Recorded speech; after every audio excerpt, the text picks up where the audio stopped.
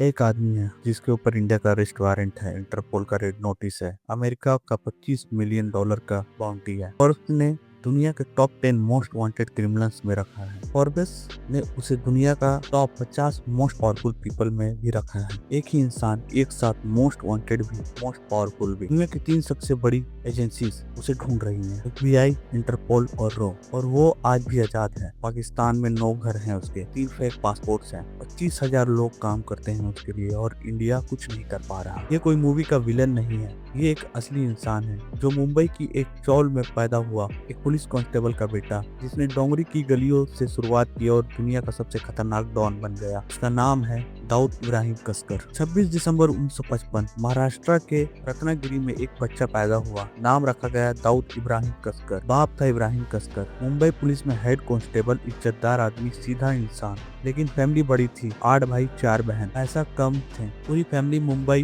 डोंगरी में रहती थी। डोंगरी मुंबई का वो हिस्सा जहाँ चोर बाजार लगता था, लिटरली छीनी हुई चीजें बिकी थी खुलेआम, जहाँ मुंबई के सबसे बड़े डॉन ने अपनी शुरुआत की थी, जैसे हाजी मस्तान, करीम लाला। यही दाऊद बड़ा हुआ। स्कूल गया अहमद सेलर हाई स्कूल, लेकिन बाप अफोर्ड नहीं कर सकता था फीस। स्कूल छूट गया और डोंगरी की गलियों कब टीचर बन गई दाऊद को पता नहीं चला। चोरी, फ्रॉड, छोटी मोटी डकैती, ये सब शुरू हुआ जब दाऊद 16 था। लेकिन एक वक्त आया जब एक छोटी सी लड़ाई ने दाऊद की जिंदगी हमेशा के लिए बदल दी। 1974, दाऊद सिर्फ 19 साल का था। एक दिन हाजी मस्तान के 2 आदमियों ने दाऊद के कुछ लोगों को मारा। दाऊद ने जवाब दिया, एक कुरियर को रोका हाजी मस्तान का और $2 लाख का माल हाथ कर लिया। बाप को पता चला। पुलिस कांस्टेबल बाप दाऊद को थाने ले गया, लेकिन थाने का ऑफिसर, उसने एक अलग ही चीज देखी, एक 19 साल के लड़के में एक डॉन बनते हुए। उसने छोड़ दिया दाऊद को और कहा, लड़ा करो। यहाँ से दाऊद ने पहली बार समझा सिस्टम भी यूज कर सकता है, और वो भी सिस्टम को। जल्द ही दाऊद हाजी मस्तान के साथ काम करने लगा। Gold smuggling, silver smuggling, Mumbai के डॉक्स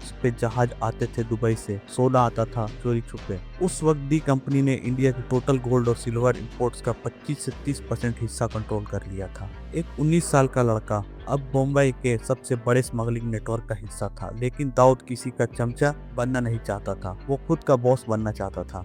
1981, दाऊद का बड़ा भाई था सबीर इब्राहिम। दोनों साथ मिलकर काम करते थे, लेकिन करीम लाला गैंग से दुश्मनी थी। एक दिन टिप आई, करीम लाला के लोगों को टिप दी सबीर की अपनी गर्लफ्रेंड ने। सबीर अपनी गर्लफ्रेंड के घर आया। करीम लाला के शूटर्स पहले से इंतजार में थे। सबीर मार दिया गया। दाऊद टूट गया अंदर से, लेकिन डोंगरी के लड़कों में दर्द रूठा नहीं, दर्द आग बन जाता है। दाऊद ने एक फैसला किया, अब कोई भाई के ऊपर नहीं रहेगा, अब वो खुद टॉप होगा। 1981 में दाऊद ने अपना खुद का क्राइम नेटवर्क फाउंडेशन रखा और छोटा शकील और छोटा राजन के साथ मिलकर मुंबई अंडरवर्ल्ड में अपनी जगह पक्की कर ली।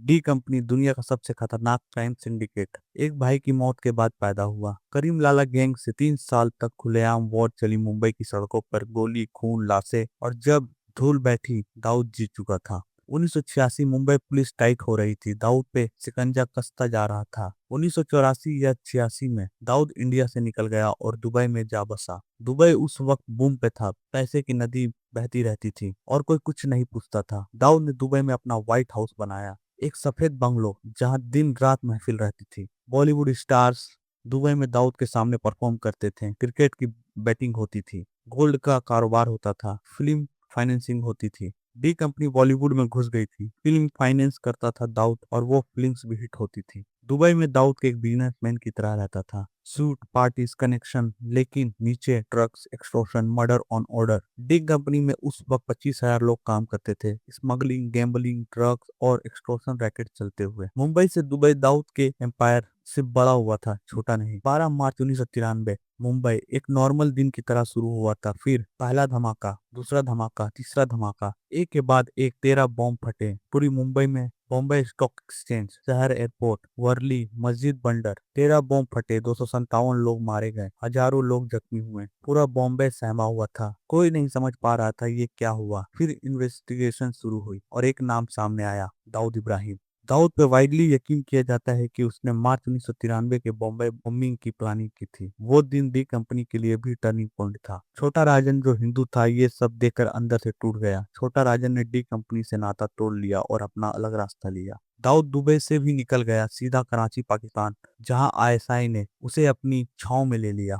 पाकिस्तान कहता है दाऊद हमारे यहाँ नहीं है, लेकिन 2015 में एक Indian TV channel times now ने दाऊद के कराची घर पे कॉल किया और उसकी बीवी ने खुद कंफर्म किया कि वो वहाँ है। इंडियन इंटेलिजेंस के एक दूसरे के मुताबिक दाऊद के पाकिस्तान में 9 घर है और वो 3 पाकिस्तानी पासपोर्ट यूज करता है ट्रेवल के लिए। एक यूएस कांग्रेशनल रिपोर्ट ने कहा कि डी कंपनी का आईएसआई से साथ स्ट्रेटेजिक अलायंस थे और लश्कर ए तैयबा और अलकायदा से भी टाइज हैं। दाऊद ने पाकिस्तान को क्या दिया? कैश। दुबई में एक वक्त उसने पाकिस्तान के सेंट्रल बैंक को मैसिव कैश लोन से बेल आउट किया था। वेपन्स एलईटी को, जिसने 2008 में मुंबई पे 26/11 अटैक किया। और पाकिस्तान ने दाऊद को क्या दिया? एक सेफ हेवन, एक शील्ड और इंडिया के साथ एक बार्गेनिंग चिप। यही जियो पॉलिटिक्स है भाई। इंडिया चाहते हुए भी दाऊद को नहीं पकड़ सका, क्योंकि दाऊद सिर्फ एक क्रिमिनल नहीं रहा, वो एक पॉलिटिकल वेपन बन गया है। डी कंपनी सिर्फ मुंबई की गैंग नहीं थी, ये एक मल्टीनेशनल कॉरपोरेशन थी। बस illegal India, Pakistan, UAE, UK, Kenya, Nigeria. D company का फुटप्रिंट अफ्रीका तक पहुंच गया।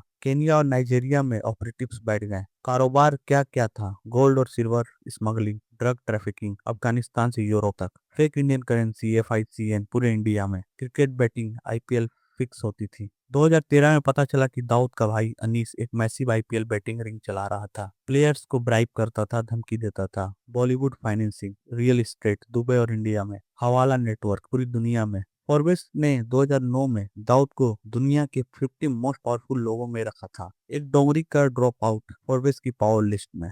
आज 2026, दाऊद इब्राहिम की उम्र है 68 साल। इंडिया उसे 30 साल से ढूंढ रहा है, कुछ नहीं हुआ। क्यों? क्योंकि ये सिर्फ क्रिमिनल का मामला नहीं है, ये दो न्यूक्लियर पावर के बीच का मामला है। पाकिस्तान जानता है दाऊद उनका सबसे बड़ा कार्ड है। जब तक इंडिया पाकिस्तान से कुछ चाहेगा, दाऊद एक वेपन की तरह यूज होगा। एक वक्त आया था दाऊद ने राम जेठमलानी के जरिए मैसेज भेजा था कि वो इंडिया आने को तैयार है, ट्रायल फेस करने, बस पुलिस टॉर्चर नहीं होना चाहिए। लेकिन पॉलिटिशियन ने मना कर दिया, क्योंकि उन्हें डर था कि दाऊद उनके राज उगल देगा। ये वो लाइन है जहाँ क्रिमिनल और पॉलिटिशियन एक साथ खड़े मिलते हैं, और इसलिए दाऊद इब्राहिम आज भी जिंदा है। एक पुलिस कांस्टेबल का बेटा, डोंगरी की गलियां, छोटे छोटे जुर्म, फिर मुंबई का डॉन, दुबई का बादशाह, पाकिस्तान का मेहमान, दुनिया का मोस्ट वांटेड। दाऊद इब्राहिम की कहानी सिर्फ एक आदमी की कहानी नहीं है, ये उन गलियों की कहानी है जहाँ सिस्टम ने बच्चे को रास्ता नहीं दिया। ये उन पॉलिटिशियंस की कहानी है जिन्होंने डॉन को अपना काम करने दिया। ये उन दो देशों की कहानी है जो न्यूक्लियर बॉम्ब रखते हैं, लेकिन एक क्रिमिनल को नहीं पकड़ सके। दाऊद अभी भी है कराची में, आजाद है, और इंडिया अभी भी इंतजार कर रहा है। अगर वीडियो आपको पसंद आई तो वीडियो को लाइक, शेयर और कमेंट जरूर करना, और चैनल को सब्सक्राइब। Thank you.